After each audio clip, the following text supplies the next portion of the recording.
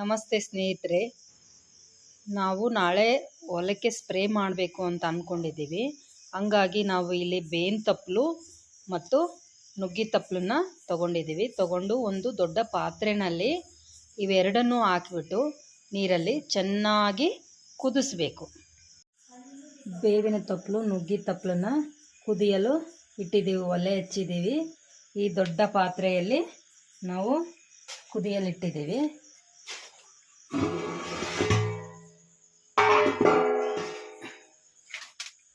ನೋಡಿ, ಇಷ್ಟು ತುಂಬ ನೀರು ತಪ್ಪಲು ಎರಡು ಇದರಲ್ಲಿ ಹಾಕಿ ಚೆನ್ನಾಗಿ ಕುದಿಸ್ಬೇಕು. ಕುದಿಸಿ ಅದೆಲ್ಲ ತಣ್ಣಗಾಗಿ ಆರಿದ ಮೇಲೆ ನಾವು ಅದನ್ನು ಬೆಳಿಗ್ಗೆ ಸ್ಪ್ರೇ ಮಾಡ್ಬೋದು. ನಾವು ರಾತ್ರಿ ಎಲ್ಲ ಇದನ್ನು ಕುದಿಸಿದ್ದೀವಿ. ಕುದಿಸಿದ ನಂತರ ಈ ಕೊಡಕ್ಕೆ ನಾವು ಸೋಸ್ಕೊಂಡು ತೊಗೊಂಡು ಬಂದೀವಿ. ಅದು ಟ್ಯಾಂಕಿಗೆ ನಾವು ಹಾಕಬೇಕು ಅಂತಂದರೆ 3 ಲೀಟ್ರು ಅಥವಾ 4 ಲೀಟ್ರು ಹಾಕ್ಬಿಟ್ಟು ನಾವು ಸಿಂಪಡಣೆ ಮಾಡ್ಬೋದು.